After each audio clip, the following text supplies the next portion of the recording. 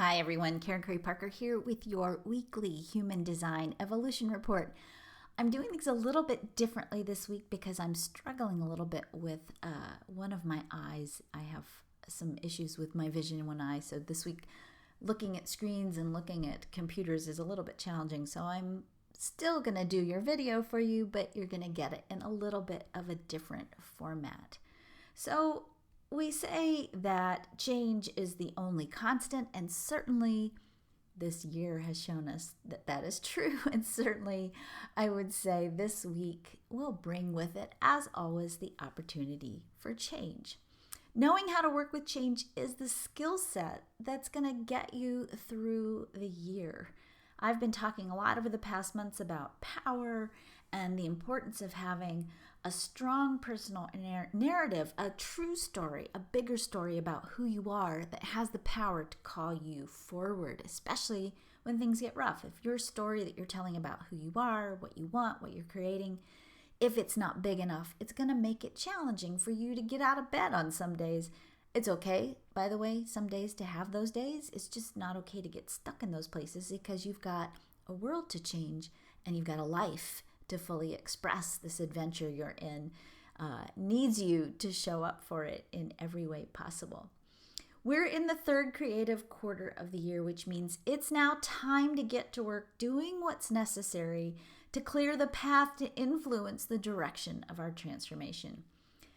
Look, change is either going to happen for you or to you or even by you. Your willingness to do the work is going to determine how your transformation is going to turn out.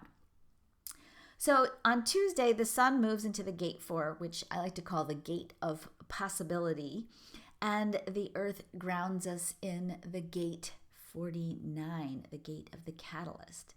We're learning to embrace ideas as possibilities, not answers, and to let the power of the possibility stimulate your imagination as a way of calibrating your emotions and ultimately your heart.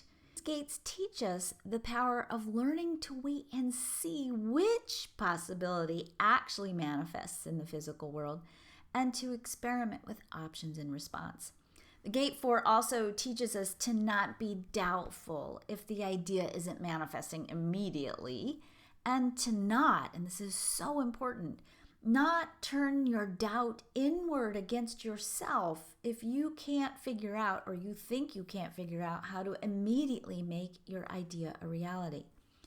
We're not going to be able to access the new possibilities in our life if we don't complete the tasks that the Gate 49 has in store for us.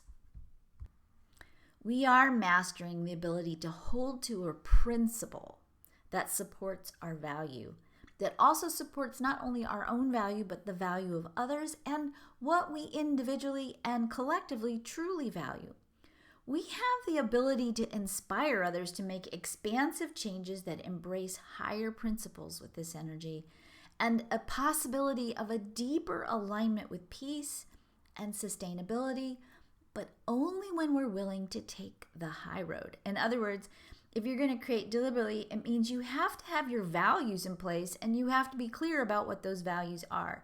We need to allow for only the changes that support our values and to not react simply because you don't like something or it seems intriguing in the moment.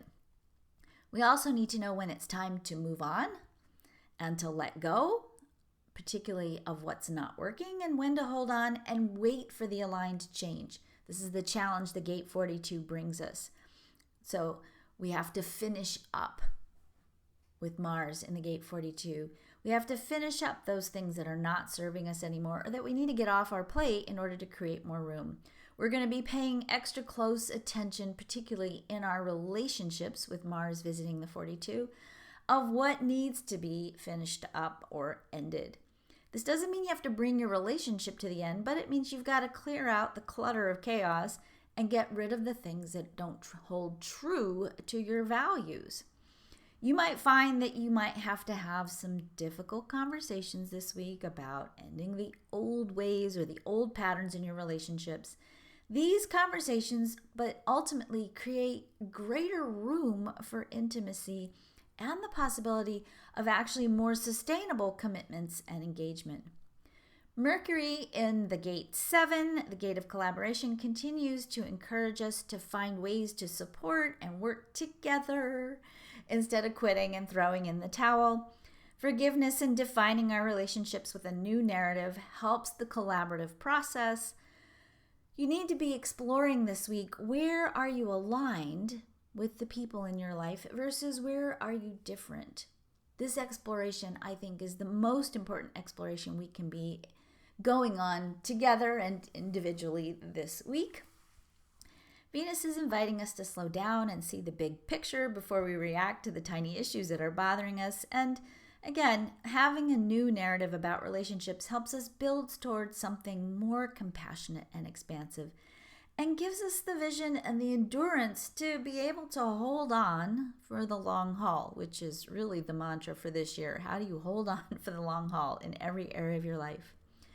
All this up-leveling in our partnerships happened when we're clear and aligned. So again, you've got to have your values in place. You've got to know what you want, what you're worthy of, and what you're wanting to create towards. The big red flag on the play is always going to be the gate 49, which often leaves us holding on to something for longer than is good, or the other side of that, failing to make the changes necessary and reacting and quitting so quickly that you don't get through all those little twists and turns that lead to genuine collaboration, community, and partnership. Again, take some time this week to get really clear about your values. Make a list of what you value, where are your places in your relationship where you have a deal or no deal mindset, because when the 49 plays in the celestial weather, there's always a tendency to walk out and take all your cards with you.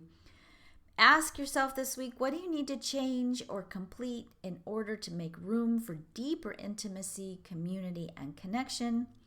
Love is in the air this week, but it's real love, not that mushy kind of in the moment, zingy, zappy attraction love. It's the love that evolves from commitment, from clarity, from the willingness to find ways to align in spite of your seeming differences. I hope you have a great week. I look forward to seeing you all next week and being back in the saddle, so to speak. So take good care of yourselves. Love each other wildly. Love yourself madly. Bye.